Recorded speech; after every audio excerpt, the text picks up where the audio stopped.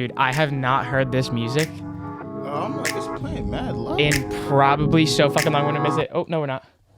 Dude, that was the first time we have done that in probably 6 weeks, 5 weeks. We have not recorded a podcast, a full podcast like this in a couple weeks. We've been doing a lot of segments. It's the All Day Everyday Show with All Day AJ and the homie Manny Ruffin. Oh my goodness. We have a guest today, and let me tell you, it is really nice to hear this music. Really good to see you guys. So we have a guest today. This is going to be a little shorter show, but we are I guess you could say the messengers of gambling Twitter. So we want to just, let you guys all know about what these insane bettors are doing over these past couple weeks. And why don't you tell these lovely people who it is and what we're going to be talking about? Well, we might just be talking to the GOAT. Oh, no, yeah. This is to be determined. Might be the GOAT Philly better. We don't know who we're offending, like we talked about that one time. But listen, guys, it's Kenny McAndrews. $100,000 bet on Braxton Berrios has cleared wild amounts of money over the past 2 weeks of gambling on another crazy heater. And let's just welcome in our homie to the show, kiiLKenny McAndrews, baby. Let's fucking go. Strap it back in, boys. Let's go. Let's go. Oh, Hold on. I'm trying to figure out why I can't hear you. There we go. I got you. No, I got you. It was me. I just couldn't hear you from here. What's up, dude? The moonshot at kiiLKenny. There it is. Oh, new merch. Look at that product placement. A+. Before we get into this, we had that phone call when you were at the bowling alley. This was before one of those Clippers hits, and we talked about those sweatshirts. Yes. Do you remember that conversation? Oh shit. My bad. Yo. That's my bad. Hey, it's okay because you were on a heater. I'll tell you this though, not new merch actually. This is like limited edition, like OG merch. My brother actually gave me this. They custom made this for me for Christmas. Christmas 2020. Recording in progress. Sorry, no, you're good. Recording in progress. Oh, man, now I gotta really watch myself here. But yeah, like pretty much I just started doing, maybe 3-4 months after I started doing the stream. I don't even have the paid Discord yet. I think this is pre-Twitch partner. But yeah, for Christmas, my brother got me a shirt when I was just getting going. So, we certainly got official maybe 2-3 months after that. But you got to remember your roots. That's right, dude. So yeah, dude, that looks super cool. Wait, also, how'd you play yesterday? Okay, it was an ugly 94. Like usually a 94, I'm going to be very happy with. Dude, it's April. It's April. Like, yeah, that's my okay range. It's just like I can't tell you how many I left out there. Like this had like 85 potential. I had a couple of really bad blow up holes and a lot of pars. So it was okay. We're right. It's April, and dude, I've been saying it the last 4 times we've talked about golf. Like I'm addicted. I'm fully in. Yeah. We're going under 80 one time this year at least, and I'm gonna do it with you guys. Yeah, that's right. Well, I said to Vinny, I'm great energy. I'm at 12 right now, and I said I want to get to a 10 this summer. I literally am trying to play No. What's up with this 10 bullshit? We said 9. We said 9. It's just gonna be hard. It's gonna have to be consistent 70s, and the past 2 days I played hasn't been there. But that's not what we're here to talk about. I have a piece of paper that has every single hit on here from March 29th to April 10th, which is a 12-day span. So we just want to get your thought process on, especially for us, because we're bettors as well, but for the people listening and watching, we want you to kind of almost not go overboard with it, but what are some of the things that you're seeing in these plays? What kind of stands out to you, and what made you wager this much? And Manny has some questions on unit sizing and all that kind of stuff. But yeah, let's. So then, if you've got them in front of you, it'd be easier for me if you just maybe want to go like pick. If you want to call out a few plays, I can sort of give you the thought process behind each of them. All right, so I definitely want to do let's start off with the Kevin Porter Jr. triple double. That was at plus 3,400, and then you also built that out to get a little bit even higher than that at plus 3,445. I mean, that was 3,400 odds. Like, that's a lot of odds. So in a way, it's like a little bit unlikely, but what are you seeing in those matchups? Again, especially late in the season where we were getting a lot of trouble with, matchups, lineups, if people were actually playing the correct amount of minutes. What were you seeing? So this one, it'll be way easier to explain than, any of the other ones we go through. I mean, if you've been a part of Mooney Gang, you probably needed to hit this one to break even on Kevin Porter Jr. for the entire year. I mean, we've been hammering.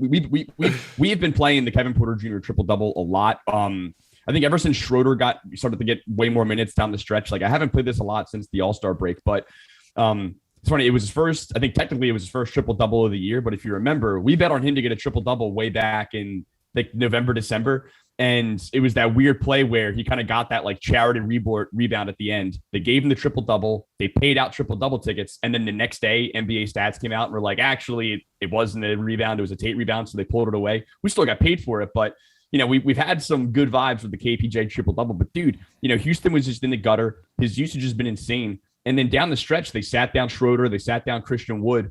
And I was full sending that he was going to get one before the end of the year. And like I said, it was a train that we had been on for the better part of the year. And when you're betting, odds like this, I think when we first hit him for triple double, it was like 6,500 or something insane. I mean, conceivably, if you bet that every single game throughout the year, like if he does it once, you'll pretty much break even. And if he hits two, you're going to finish net profit. So we didn't do it every single Rockets game, but I can tell you on this one, we lost a lot of Porter Jr. as well too. But he was one of our more profitable just players across the season, man. I love KPJ. Well, that's the transparency that you like to hear as well. We did lose a little bit on it, but we got a little break even there. Love the KPG vibes in the chat. Love the Scotty Barnes vibes in the chat. All those bets are awesome. Just fun to follow anyway. Who cares? And look, it's like I even put it like I think when I put this play out, it was on my birthday, so this is sort of what got this crazy run started too. Like I was at McGillen's when this one hit. I hit it for a bag, and then it was chaos then for the following week. But I think I even put in my Discord like, look, I'm willing to die on this hill for the rest of the season. Like I think they have like 5 games left. If you're getting him at over 30-1, it's just an instant auto blast. And then I think after this game, he was like 15-1 the rest of the way, and I stayed away from it. There you go. So one of my favorite hits you've been having on this run was the Shake Milton love, and I've noticed through the Discord like Shake's been your guy a lot, and I kind of want to ask, like, not necessarily on the hit, but do you feel like you have an advantage on kind of the lower key guys on the Sixers? Like you've hit with Yang before, you've hit with Shake before. Is this because you watch the Sixers more? Do you feel like you have another edge, or like is Shake more just a guy you've been covering and watching for longer times, and you're gonna bet him anyway if you're like a fucking Pacers fan? You know what I mean? Yeah, 100%, man. And I think the same can be said about, other guys that do this that have their own teams, like Devin's bookie is a huge Suns fan. Like as smart as I think I am, like I trust him on Suns fringe players analysis more than I would trust myself there. So I think definitely there's an edge to be a diehard Sixers fan in the midst of all this. And then the Shake love was that it's really since the All-Star break, he's been shooting the 3 really, really well. Like he's become more of just like a spot up 3 shooter. The ball is in his hands just a little less because again, he does share a good amount of minutes with Harden out there, but the guy's been shooting really well. He's been getting, 18 to 20 ish minutes. And, when you were getting these stackable, like 10 points, 2 threes lines, you were getting it at like 13, 14-1. And like, over the course of the entire year, like if you look at Shake's game log, if there's 82 games he probably played in, I don't know, like 77 of them. I bet you if you bet this every single game, it's probably a net loss, right? He didn't do this every single game, and we didn't bet on him a lot this year. Down the stretch of the season, man, they just kept putting his props up there, especially his 3-point prop was like 0.5 at almost even money. That's ridiculous. Again, just from watching Sixers games and getting to plenty of them over the last month or two, man, just the guy's stroking it well. He's getting crazy open looks, and clearly Doc had a little more confidence in him. So we got the hit on him twice. We did it. I'm looking at my little sheet here. We did it on April 2nd, and then the 5th, like and then literally the 5th, 3 days after. The next game, they put him back at the exact same odds, and we just ran it back. And that's crazy though. Like for me too, looking at that, it's like you got insane value for 2 threes, 10 points, and then 1 3, and that was plus 1239. And real quick, do you know why? I guess do I want to say this? Yeah, I don't care. Do you know the significance of the 1-3 on? So just read the bet really quick. Yeah, so the whole bet. So I have 2 same game parlays here. One was plus 1252, Shake Milton for 2 threes and 10 points, and then you have another same game parlay with all Shake plus 1239, 2 threes, 1 3, 10 points. Was that 1 3 just to juice the odds a little bit more? It doesn't do anything because if you already have 2 threes on there, like 1 3 is assumed in 2 threes, right? So that's why I was surprised when I saw that, like how they even let you do that. It didn't change the odds. Like there was a conscious decision to add that leg to that ticket, and it had nothing to do with the odds. It had no effect on the odds. Do you not know why that leg is on there? No, because when I first saw it, I was like, why would they even? Not only why would you put it in there if you had him to get 2, but why would FanDuel even allow that one to get in there if you have 2? So in the first shake ticket, it was just 15. It was just 10 and 2. 10 and 2. That's right. How much did I put on that? 407. That was the first one, the April 2nd. Yep. And then after that, you went 2, 10 points, 1 3 for $1,725. So without adding that 1 plus 3 leg, my limit on that bet was like $250. Wow. I've noticed that if you think if you're limited on FanDuel, I guess we should have your limits increase by adding legs. Now there's a limit, but now we're getting confusing. It only works to a certain extent. Like if you added 8 more legs, not that I wanted to, but it's like I couldn't have added 8 more bullshit legs and then put 20 grand on. I mean, it caps you eventually, but could you have essentially done like a Sixers plus 20.5 alternate spread to get the value? I mean, to get the limit away. And I see a lot of guys doing that as well. But typically they're doing that to actually boost odds. For me, I thought the odds were fine. I didn't want to add in another element here. I just wanted to be able to put more money on it. I mean, my bankroll was clearly flush after the recent hits there. I think this game was a Saturday. Yeah, Saturdays are for shake. Yep, Saturdays for shake. So I was getting boozy, and I wanted to rip this one a little bit. And I think they were capping me at I think like $200-300. It was something crazy. So I didn't expect the limit to go up that much, but it did. But when I put that on Twitter, I remember a lot of people were asking me like why I did that, and you know, but whatever. So I kind of have like a 2-piece question here. So like, how do you? So you'll have a run, right? You'll be at a certain unit size. Then you'll hit Braxton Berrios for 100K, and then that unit size obviously has to change. How do you calculate that, and how do you stay disciplined within yourself while you're doing that? And then the second question to that is, when you're making these bets, right? So you already hit shake on the second, and like a better like me, right? Because for whatever reason, it's probably why I suck. I care about record. I don't want to lose too much. I don't want to lose again on it. But you just say, fuck it, we're gonna run it back. So when you're making these bets, is it more of like it's definitely you're more shade on the value side of things and the record side of things, and I just kind of want to like talk about your mentality behind that as well. Yeah. So I guess we'll do 2 things. So on the bankroll front, I look at it almost like sort of like the stock market. Like I'm hot right now, I'm hot, and I have more money in my FanDuel account than I typically have on a normal week, if you will, right? So I'm going to be definitely unloading a little more in spots that I like. I think for me, it gets even like a little more complicated because again, I've been dealing with these limits now on some of these bets for the last year. Like it kind of comes and goes. And I do think it comes and goes with sort of like how hot I am. Like I didn't have any limits in the month of February. And like, I don't think I hit a bet the entire month of February. So like they weren't worried about limiting me then, but then you get a little hot. I get the bankrolls flesh. There's a couple spots that I started to really, really like. And, it's a combination of, taking shots when you think you have an angle and, taking advantage of, when you're not limited on a particular bet. The shake thing, it kind of going back to him almost goes against the traditional philosophy. Like I don't like going back to guys. That's what I was thinking. But usually I don't like going back to guys because I have the assumption that there's less value than there was when we first got it. Right. Like I think a lot of people, when they're sort of doing their analysis and sort of putting their notes together for games, it's like, all right, he's hit this we hit this line 6 out of 7. The defense is bottom 3 and blah, blah, blah, blah, blah. Like all the data, it's a good matchup. But more often than not, like if all that's true, the guy is probably priced like somebody who has hit this 6 out of 7 and is going against the bad defense. Like if we hit shake for plus 1,200, whatever the odds were on April 2nd, and then on April 5th, if they have his odds up and it's a great matchup and all this is all well and good, but now the combination is plus 600, stay away. We already got it for 1,200. We smashed it. There's no point. Like I still like the play.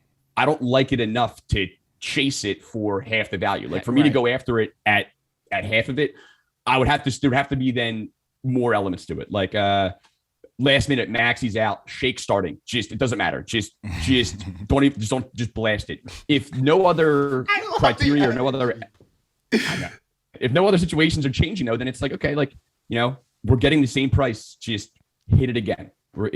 But I think it all comes down to price. I think that's the one element that a lot of people just, they don't put enough, I think, emphasis. I was gonna say, I feel like a lot of new bettors miss that, no? Because like I'll talk to someone like Birdman, and he'll have his notebook with 8 books out, and he's like, "Well, I wouldn't take that Odell touchdown at plus whatever 101 or whatever. I have it over here at plus 120. I think that's actually a good bet. I wouldn't bet it past 120. Like a lot of amateur bettors don't think about that. I don't even think about that ever, honestly. That's a sweaty way. It's just like, it's like, do I think Shake's in a good matchup? Kind of. Do I think he's in a good situation and is, and his lines look a little off? Yes. Is there too much value for this to happen? Like at plus 1,200, if they play this game 12 times, does Shake get you 10 points and 2 threes more than once? I think absolutely. And that's what it comes down to. Does he do it more than, 1 in 5 times? Probably not. I stay away. But the price element of it is, I think, the most important aspect of it. And, I think we get too focused on what the recent trends are and less focused on, well, is the price reflective of those trends? Right. Okay, so let's head to another crazy one. This is Knicks and Nets. This is the last Knicks primetime game of their season on ESPN. Oh, this is a good one. And they play the Nets on ESPN. Their win margin was 11 plus that you got. And you also had one that lost, and you had it at 1-10 as well. And I like how you shared that screenshot. And I think part of the reason is because you couldn't really cut it out enough. But it was good to show, like, he had the loss. No, that was intent. I swear to you, that was intentional. It's well, like, it was good. I didn't show the loss. I didn't just blast, because I wanted to share like the screenshot from the kitchen as well. Like, look, like the play was bet both of these. Right, right. So the Knicks were up almost around like 20 points at halftime. So where the hell are you? I know we know the powerful aspect of this team with Kyrie and KD back playing together. Where did you see we almost have to cover well over 30 points, come back from behind 20, but add another 11 to get this to hit? Where this was at great value at plus 1,000. When I'm trying to think where exactly they were in their comeback when this went through, like, from just purely narrative standpoint, like Nets are a better team, Knicks are a more inferior team, and Nets had everything to play for, and the Knicks had nothing to play for. Nothing. Like I think the Nets needed that to at least guarantee that to be either a 7 or an 8 seed. So like they wanted to win the game. They were down 20 at half, and I think we got it down 13. But they just like, I think Kyrie had hit like 2. They just come off of like 2-3 or something. So they were clearly, all the momentum was going the Nets way. Right. So my thing was, dude, I'd be stunned if the Nets lost this game. So like, look, if the Knicks hold on, I lose both of these bets. But I thought the Nets were going to win.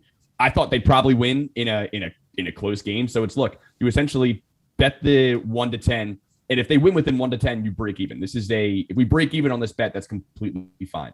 If they happen to run away with it, we'll cash here. And they got the most gifted Bruce Brown layup to win by 11 with like 8 seconds left, dude. It was ridiculous. But the idea was they have momentum. They have a lot more to play for. They're the better team. I think they win this game. Instead of just taking Nets money line live, which you certainly could have, I thought it made more sense to take these 2 margins. And I got to give Mooney Gang all the credit for that, because I never really dabbled in these win margin markets. I just never really looked at them all that much. And we got a couple people in here, Trader Nick especially, like that they're addicted to hawking these in-game win margin lines. They've had some success with it. So it's something that I'm trying to work into my thought process when I like a live spot like that. But that's just one that happened to work out in our favor. So what do you feel like makes you different? Like what propelled you through this industry faster than other people? Like, because there's a lot of gamblers nowadays. Obviously there's like the Mount Rushmore, the top dogs, and we can all think about who they are at the top of our heads. And then there's other guys who are like, you can see working their way up. But I feel like obviously now you're some big thing. A lot of like this and get shown in your come up, but you've posted like retweeted stuff from years ago that you were just writing random blog posts about games and bets. And then you were streaming years ago behind that. Like, what is the traits that you felt like just made you excel in this industry faster than other people? And like what can people that are coming up right now take from your come up as well? I'd say that he started the Discord VIP with the eyebrow raise. I would say 2 things. I think number one, the most obvious aspect that's probably not what you would expect me to say, is the number one contributor to all of this. I got lucky. Number one, like I have to at least be open that, like, if you're trying to be successful really in anything, but then also trying to be successful in a space that is quite literally defined by some semblance of luck. Like no amount of hard work, no amount of research, no amount of grind, no amount of like blood, sweat, and tears that I put in my Discord and all of this, no amount of weekends that I missed with friends because I was at home trying to do a Twitch stream. None of that makes Braxton Berrios score a touchdown and then Tua throw a pick six. Like, love that. I can find like, but the humility, I can find right. the angles. So I think it's a combination of like acknowledging, dude, like you're a lucky guy. You have gotten lucky. You need to be cognizant of that. Keep your head on straight and keep doing all the things that have sort of put you in positions to at least enable yourself to be lucky. Like all of my success isn't purely defined on luck.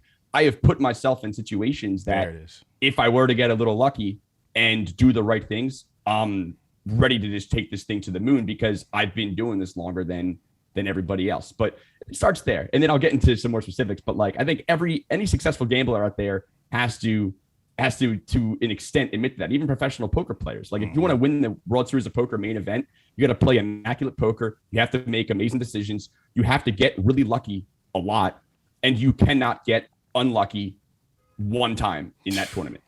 That's the recipe of winning the main event for the World Series of Poker. So like to be successful in this space, you have to, I think, just be comfortable with the fact that there is an inexplainable luck element that goes into this. And I think when you try to overthink or overanalyze or like over data the entire thing, like, you know, there's a limit to that. So one, acknowledge sort of, really what this all is. And then secondly, man, I think it's just the natural passion that I have for sports betting and just for competition. Like I love gambling.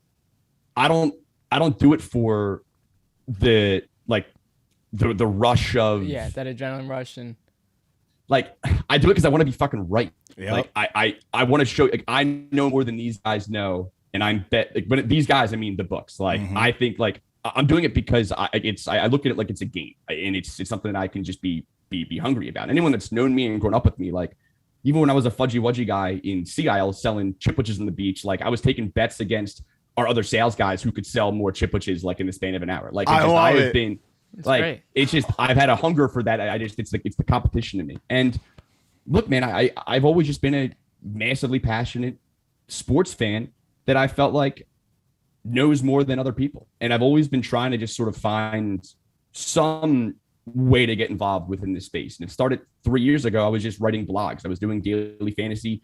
I was tweeting out little Google Docs of blogs I was writing on players that I wanted. And then I realized that player prop betting was now available on FanDuel. And I felt that I could apply the same strategy and the same data and the same research process, but not have to compete against like guys like you in contests. Instead, I'm just betting against the books, as opposed to like doing a DraftKings lineup, but I'm also competing against 500 other people that are also doing lineups. It's like, you know, it's like playing blackjack against the other guys at your table. So then I got into prop betting, and I felt like I really had a bit of a groove going, and then COVID hit. So when we first got into lockdown, got super heavy into Twitch, and then, you know, the rest is history. I was ready to go when NBA came back. I got myself set up. I had a plan in place, and then I think it was in July they officially announced the plans for the bubble and coming back. And like day one, I did my first show, and I was ready to go. The NBA didn't come back, and then on game 5, I was like fumbling about how to do a Twitch stream and, you know, what to do. Like I thought, you know what, I'm going to try to do this show. Let's see if it has some legs. And on day 1, I was ready to go and just comfortable to fail. I figured if I put myself out there, the 10 people that watch, great. Let's see how that goes. But that's not going to stop you from continuing to do those streams too. And I want to take this back to like your point about being lucky.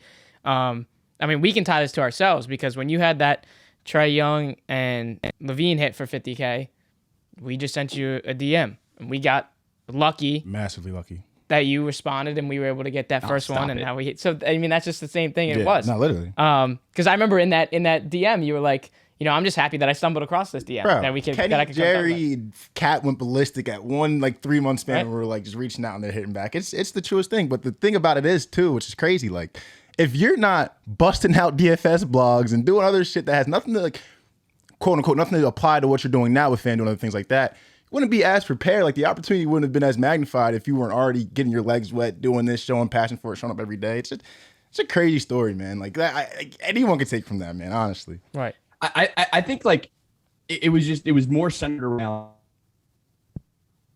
I want to do gambling content as opposed to I think a lot of people get into it with the the idea or the goal of like I want to be a gambling persona. I think those are two like very different things. Like now, like I feel like I am a bit of a gambling persona and I've sort of drifted into that, and I play into that a lot, but I didn't wake up 3 years ago and go like, you know what, my dream is to like try to become famous or something. And it was I love to gamble. I love sports. I know a lot about it, and I would love to do something with it.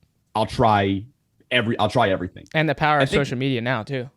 Well, not only the power of social media, but look at the power of just, of gambling Twitter, right?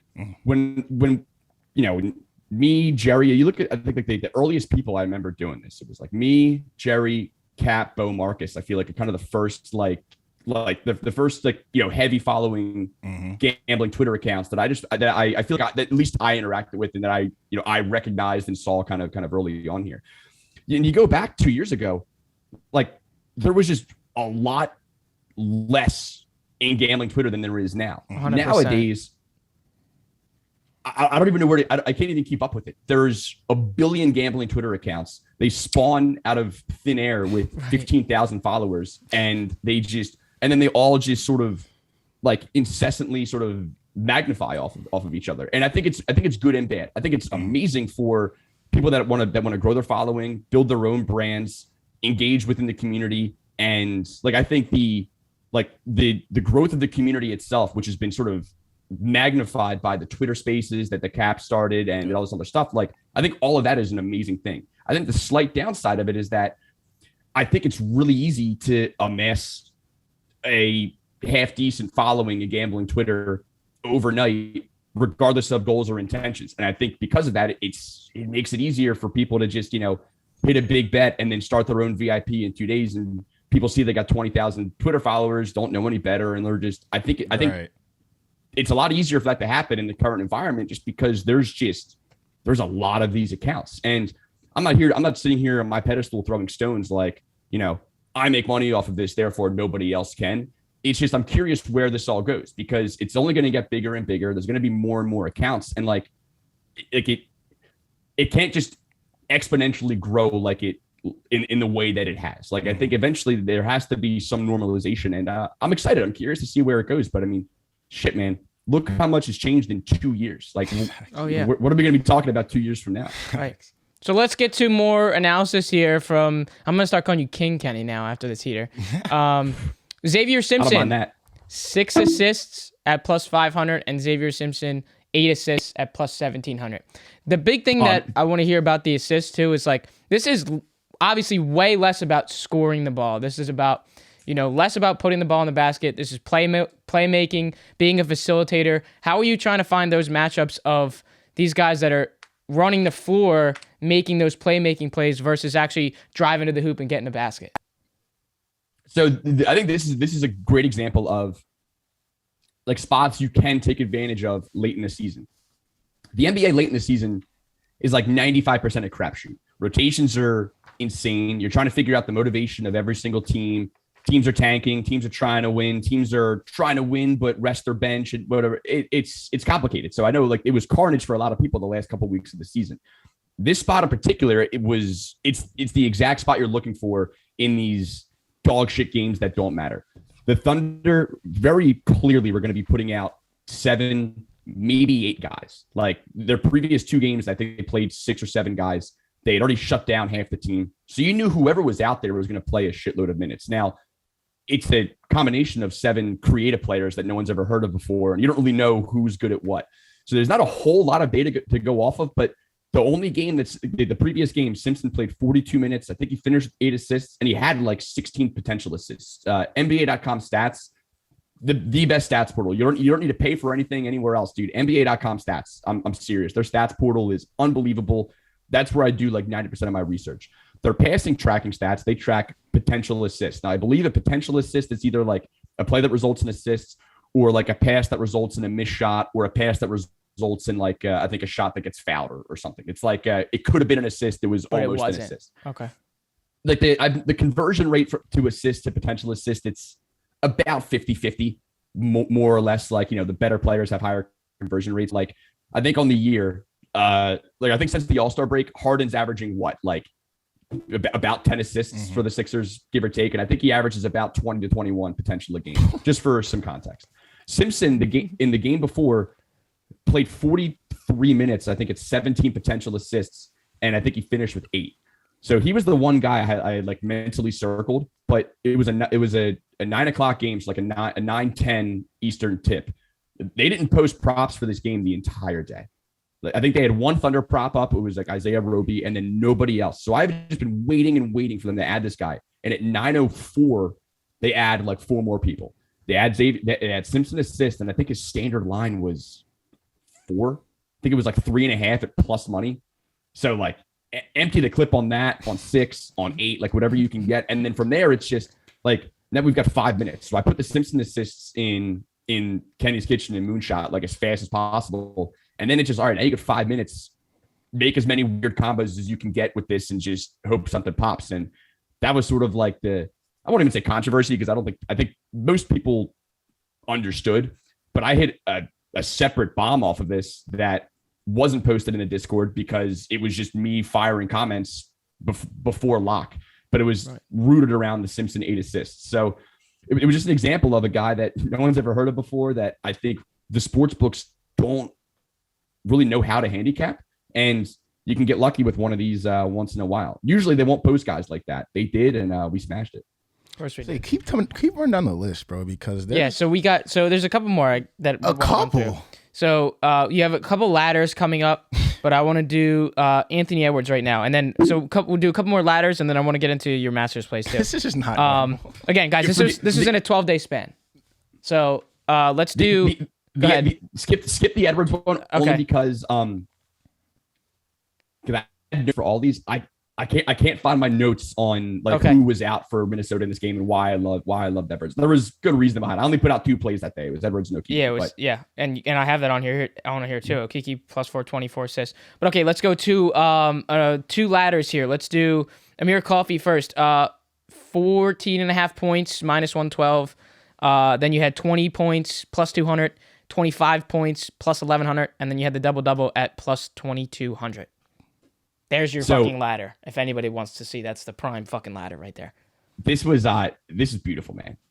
This was probably my textbook. What future say? Sensational.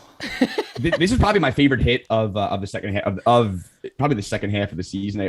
I didn't hit it for like as much as I've hit for other plays, but I just it felt good having like a read and it unfolding pretty much exactly as you thought it would. So the Clippers had nothing to play for. And early in the day, you knew that all the starters were going to rest. So their starters for this game were Coffee, Kennard, Terrence Mann, Zubac, Covington, and then Batum, Morris, Paul George, Reggie Jackson. All of them are sitting. So they have nothing to play for here. My thought was this: any player on the Clippers that isn't sitting, but is supposed to get meaningful playoff minutes, even as just like a rotation guy, is not going to play a shitload of minutes tonight. Guys like Covington. Like Covington will play meaningful playoff minutes. Kennard, I thought, will play meaningful playoff minutes. The odd man out here is like, all right, so who's the best guy on the Clippers tonight that's probably going to take the most, that is probably the best scoring option, that also will not get any run during the playoffs. Mm-hmm. And the guy that stood out was Amir Coffee. I mean, the guy can fill it up. He gave them great minutes throughout the year, but the Clippers are fully healthy. In the playoffs, you shorten rotations. He's like the 10th or 11th guy on this team. So I thought no matter what, he's not going to get any action in the playoff rotation. So he is a surefire lock for 35 minutes tonight against the Thunder. And then you just look back at his game log of like, all right, where are other spots where he's played this many minutes as a starter? 32, 7, and 6. Then he played 0 minutes. Then he had 1 minute. And then against Philly, he had 38 minutes, 21, 3, and 4. Played 40 minutes against Cleveland, 19, 3. So it's a guy that can just sort of fill it up when he gets the opportunity. Against the worst defense of all time, I think I even put in the Discord, like, I think Coffee might play the entire game tonight. He ended up playing 43 minutes. Jeez. And I mean, because you can see the value here go up drastically, right? I mean, you get minus 112, and then for essentially 3 more points plus 200, 5 more points plus 1100, and then that double at plus 2200. So I just want to talk about. People people are always like, because I remember people like in Mooney games, not like shitting on the pick or challenging it, but a lot of people were like, all right, like I guess I kind of get the points, but like why the double? I'm like, well, right, it's 22-1, so I'm not telling you to put your mortgage on it, right? But like, if you think Coffee stinks and you don't like the Coffee play, that's fine. Don't play Coffee. If you agree with my logic on Coffee that he could be in a good spot and you're going to ladder his points in the way that I'm telling you to ladder his points, but you're not going to play the double, like the math says play the double. If you like the points, play the double. Like it's just for a sprinkle. And I think I did it like 1 unit on the low end, 0.5, 0.25, 0.25. It just, look, I get it. He's not a heavy rebounder. I think on the entire year, he had, actually, this would be really funny. Oh, wow. Would you look at that? He had 1 double the entire year. Would you look at that? Would you look at that? He had 1 double the entire year. So it's just, no data, no trends, no nothing will ever lead you to Amir Coffee double in that particular spot if your entire process is centered around just trends and statistical data.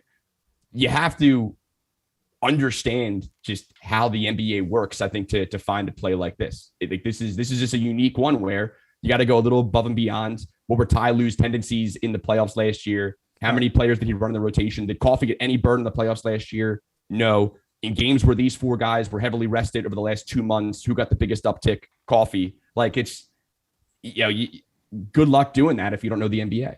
Right. I feel like that's like the beauty of the Mooney game as well. Like for bettors like me that we're not, I'm depositing pennies compared to Kenny. Like, you know what I'm saying? But just the fact that we'll have 4 or 5 bets a night that are like plus $100, plus $1,100, plus $2,200, and I can just place it in for a couple bucks here, a couple bucks there. I love the bets where it's like, guys, just throw $1 on this. Fuck it, why not? I got like 10:30 at night. I got the late games. I got legs for like this. I like the $238, bro. It's just fun. I like the $20 round robins. Dude said like, I'm looking forward to getting back into the season next year because I wish like throughout the year we had more success with them because I still fully believe in the structure of those. It's like, on a larger slate, you get, 5, if you can find your 5 favorite value plays and you pretty much get to take it at like different tiers of risk for not that much money. It's like, doing a box in like in the Kentucky Derby where like, if you know what, like a trifecta in the Kentucky Derby is getting all 3 horses, like first, second, and third correct. If you do a box, you're essentially betting on the top 3 horses, but any combination of those 3 coming in 1, 2, or 3, it costs you more money because you're not placing more bets. It's essentially a round robin.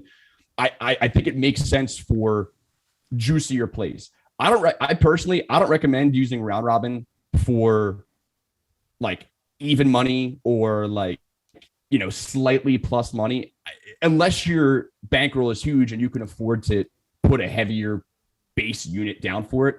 Just because I don't think there's enough bang for your buck. Like it going 4 out of 5 is hard at any odds. And I think that the round robin, particularly for NBA props, and I'm pumped to bring this out for NFL a little bit for some of our touchdown bombs next year as well, just to work it in a little bit. Like I think it's a really good structure to be able to get exposure on a lot of high upside juicy plays without having to overextend your bankroll to, get this much action, if you will. Now, we didn't go 5 for 5 on any of them this year. I think we hit 4, like 2 or 3 times for like almost the grand, but we were a 1 Derrick Jones 3 from a 12K bomb. But I'm pumped to bring it back next year. Again, you got to just keep refining the process and getting a little better. And exactly. I trusted all right. It only took me 1 CJ Uzomah bomb, and I was trusting ever since. Okay, another ladder time. Emmanuel quickly, 8 assists at plus 120, 10 assists at plus 330, 12 assists at plus 900, and you had the triple-double at plus 1,600. This was also a fucking 30-point triple-double. I'll say it was Quick's World that night. For Emmanuel quickly. And obviously we know RJ Barrett wasn't on the floor. Julius Randle wasn't on the floor. But again, we're going back to these assists where we know that you have to be the playmaker. You're not scoring the rock, even though you did score. And you had 30 points in a 30-point triple-double. What were we seeing here in an 8, 10, 12 assist game where, again, 12 assists is a fucking lot. So look, man, I was surprised how like not unpopular, like people didn't like it, but again, there's other discords, there's other cappers out there, and again, on certain slates, there's only so many games, so like there's going to be overlap on plays, like some people steal plays, whatever, but like nobody owns plays. Like if there was people were talking about this on gambling Twitter last night, like I think me and Cap yesterday had like almost like an identical card. He laddered PJ Washington and I didn't, so he gets the dub there and I don't. But like we're not stealing each other's plays. It just there's 2 games on, and him and I are both pretty smart guys, and we happen to be seeing the same thing.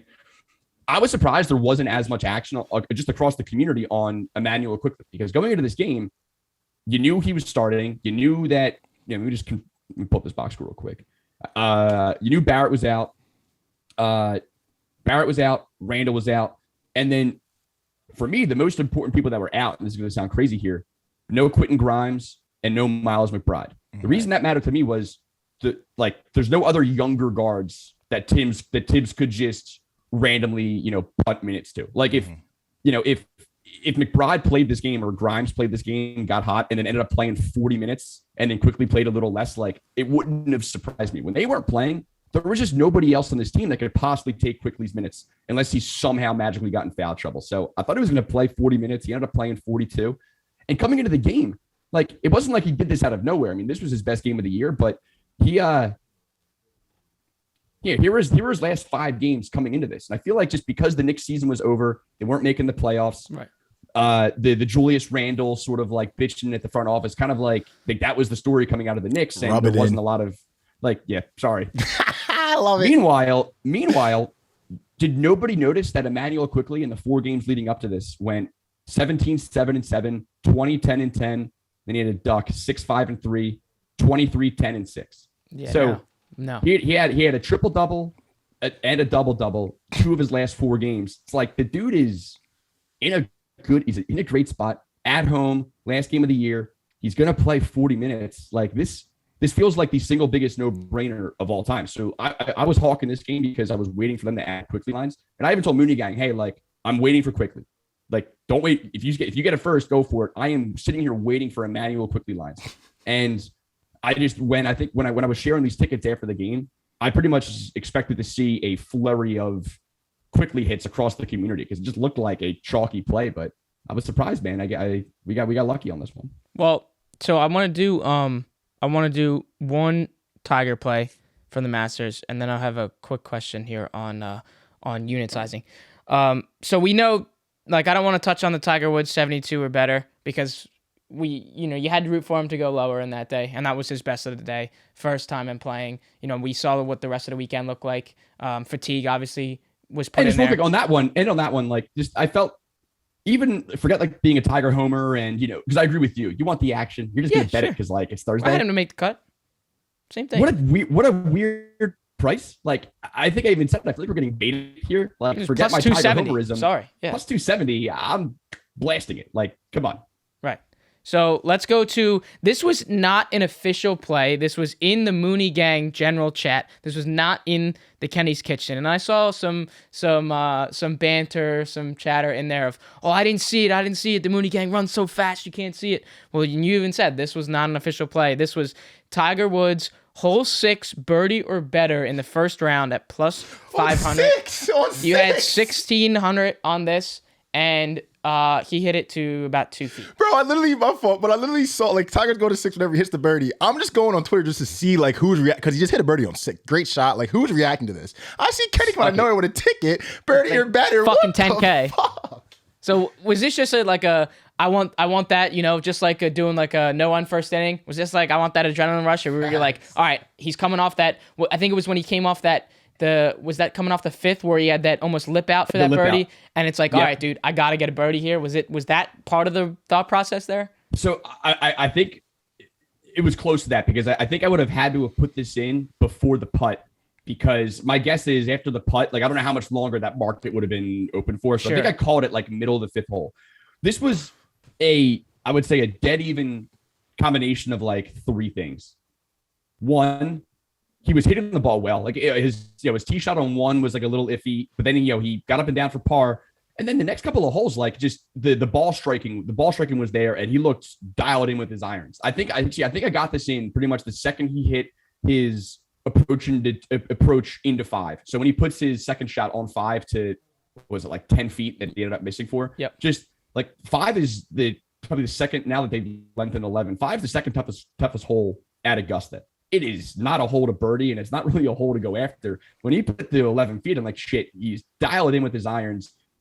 Coming up on hole 6, it's a hole that it's that like that kind of like double level green. So it's a pretty small landing area, but it was still a little soft that morning. And Fred Couples birdied it like the hour before that. Like Fred Couples, who look, gotta love Fred Couples, man, old man Freddie, but like Fred Couples went pin seeking and then flushed it. If Couples was going after this pin, there's no way Tiger wasn't going to go pin hunting. His irons look good. And then the other half of this is like the Tiger vibes. And I mean, love it. Come on. I guess combine all of that with, I think I had like 50K in my FanDuel account at the time because of the, which is again, that in of itself is luck, is that I found this spot that I kind of liked at a point where I was on a good run and I had more bankroll to work with. And, again, if I don't hit the Simpson ladder 2 days before that, I probably don't put as much on this Tiger play. Facts. And then it's not as exciting of a story. So that in of itself is lucky, man, that these happened in the timing that they did. But again, there was logic to it. I like the spot he was in, but I didn't make it an official play because it's a birdie or better. And it's a really sweaty bet. And you only have so long to get that in too. Like if you get a notification, miss it for a minute, you're taking a piss, come back, see it, try to put it in. Like you're not, the odds are nuked. It's a whole different, you know what I mean? Well, so you got me horny for those bets because a lot of people were birdieing the first hole in that first round. And I'm a huge Jordan Spieth fan. So I was like, all right, I'm going to take Jordan Spieth at plus 500 to birdie the first hole. He ends up like just pulling the shit out of his iron, has a 57-foot putt that he puts to 2 feet, almost went in. But I was like, all right, Kenny got me fired up for that. And I saw some of the chats in the general chat in the Mooney gang, and they were like, they were sitting there, and some of them were like, oh, this is how you lose all your money. Like, why are you going to do that? And it's like, well, if you read it correctly, exactly what you said. I mean, that Fred Couples thing, I had no fucking clue that had happened. So that's a great little sneaky point there.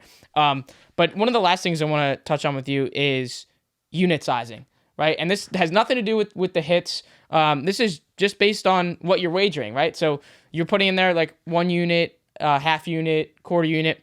But you look at some of the bets that you have here, just for 10 assists for Emmanuel quickly, 450, 450. And let's do another weird number. The double-double, 213 for Amir Coffee. Then you have the Ant Edwards for 30 points at plus 450, 250, 12. Some bets are just weird numbers, like Tiger Woods, 72 or better in the first round, 2,962. Just another one, just for shits and giggles. Do you know what all those bets have in common? Yeah. That's the max I could put on all of them. Okay, because I was just like, why? So how is that? Because I was trying to understand why. Now it makes sense, but I was trying to understand how that, for your unit sizing, was making sense when we're seeing, just insanely weird numbers, like Kevin Porter Jr., 441 for a triple-double, and then 559 for that, built-out triple-double. So in terms of unit sizing, we're not trying to find out what that unit size is for you, but no. How are you trying to manage, Well, I would say, it's roughly, and again, it's different now than it was a month ago, and a month ago it was different than it was 2 months ago. It's just for me, it ebbs and flows with bankroll and how I feel like I'm seeing the board and the confidence that it's like. It's kind of like going to the first tee box. Like you kind of know how much confidence you have in your golf swing, and then how aggressive you're going to be at this pin. Am I going to go for it? Am I going to lay up to the side and just sort of kind of see how we're doing here? I'm hamstringed by what I'm physically able to bet on some of these things. Like in a dream scenario, like right now, I'd say like if I could bet exactly what I want to do on certain things, like unit is probably $1,000, half unit's 5, quarters 250. That's just because I'm a little flush right now. I'm feeling hot right now, and I'm far and away above like my threshold, my comfort level of sort of where I'm at right now. Now I blow $5,000 in a couple of days. We have a long look in the mirror and things drastically change. But I can't follow that religiously because I'm weirdly limited on certain things, like the quickly thing. I'm bitter about that because I would have absolutely blasted that at every level if I could have. Like I would have had a lot. Like, what did I have on 10 and 12 assists? So I would have had a lot more than I had on it if I was able to. 10 assists for Emmanuel Quickly, 10 assists at plus 330. You had 450, 450. 12 assists you had at plus 900. You had 160, 650. And then the triple-double at 1,600, you had 300. So are you basing essentially like unit sizing on yourself getting limited almost? So those unit size are almost, that thought process is some of these plays before I even put it in, I will probably get limited.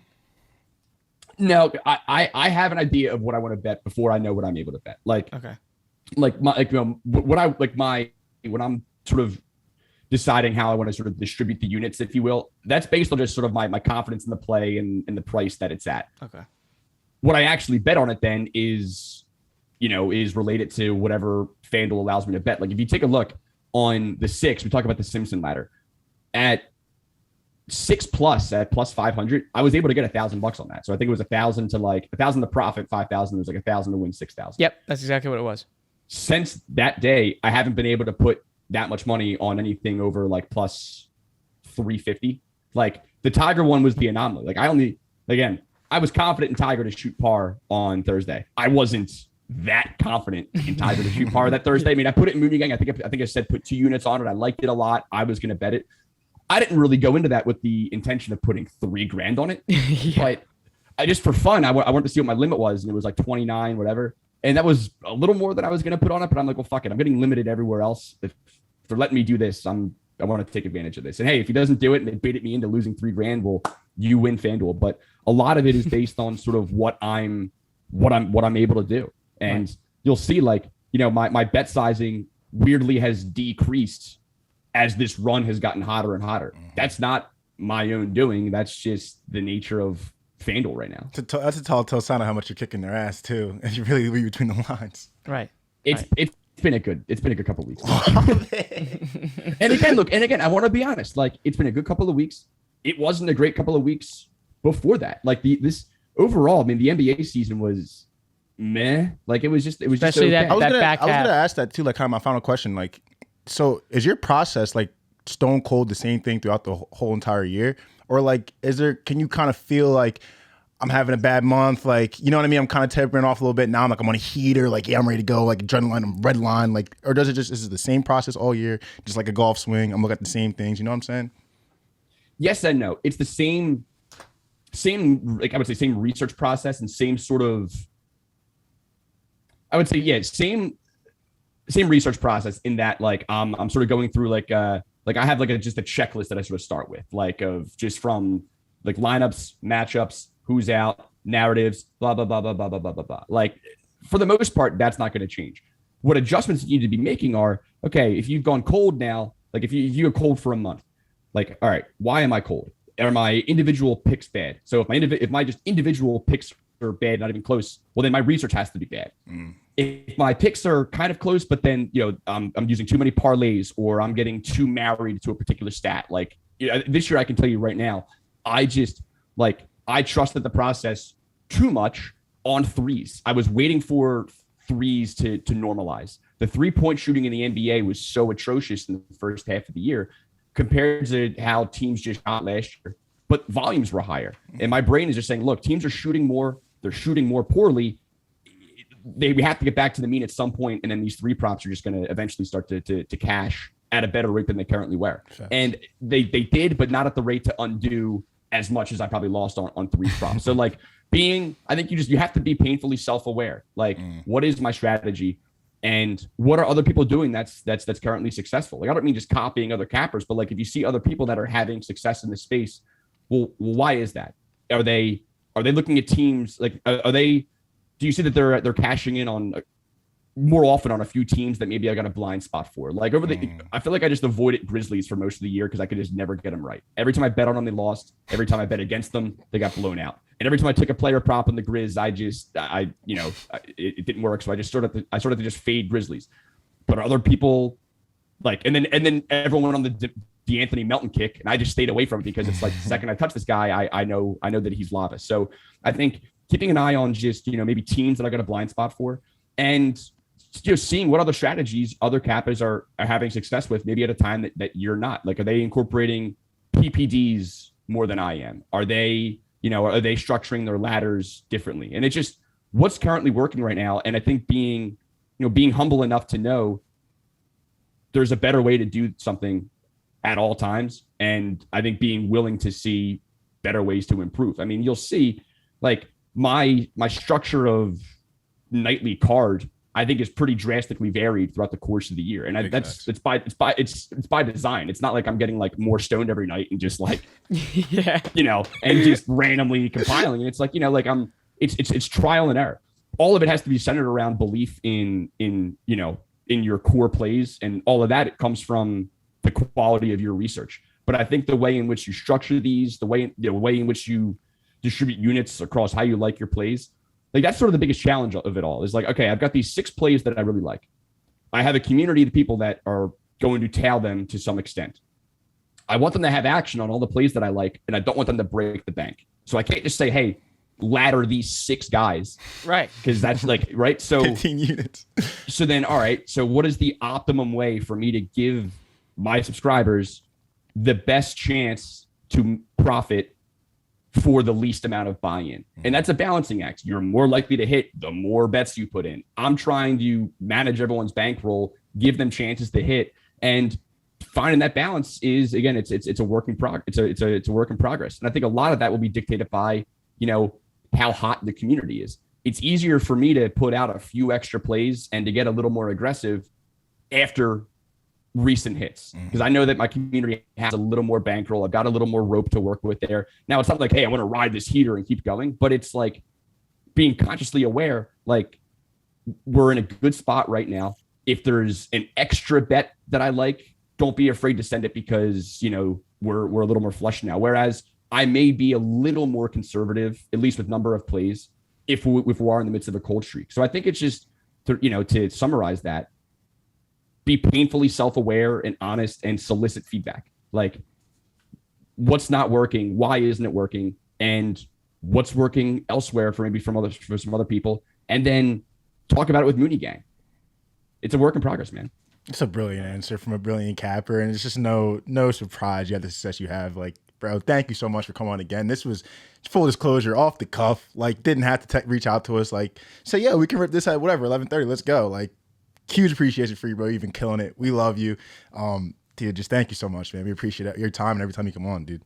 Oh, come on, dude. Like, brilliant answers, giving people motivation. I'm trying to like look at my processes. I'm researching the wrong way, dude. Like, you're the GOAT, man. I mean, dude, it's easy to be off the cuff, man, when you're talking with your boys. Hey, that's right, dude. And the next time we will see you will be on a fucking golf course. How about dude, that? I'm working. I noticed that. I didn't want to get you off topic there, but my putter strokes have been needing a little bit of work. I actually have a round coming up in about an hour, so I might be supposed to do a claw grip. So yeah, so we will be talking to you real soon, and we cannot wait to get out there and start swinging the sticks in some beautiful weather. So you be well as always, and we'll talk to you real soon. Thank you so much, guys. Love you both, man. Be good. Love you too. Thank you, brother. Wow, what an absolute fucking GOAT. Guys, I don't really know what else to say after that GOAT has done that. You can follow us on our social media platforms, Twitter at ADED Podcast, Instagram at ADED Pod, TikTok if you want to see some cool content, some smaller clips on what we're actually doing. It's the name of the show, The All Day Everyday Show. But without further ado, guys, I, again, don't know what the fuck to say. This is one of the best podcasts that we've done in the last couple months. You've been listening to The All Day Everyday Show with All Day AJ and the homie Manny Ruffin. My name is Alex Jacobs, but you can call me All Day AJ. See you boys when we see you. We'll see you from the segments on YouTube. Podcasts are coming later. See you guys.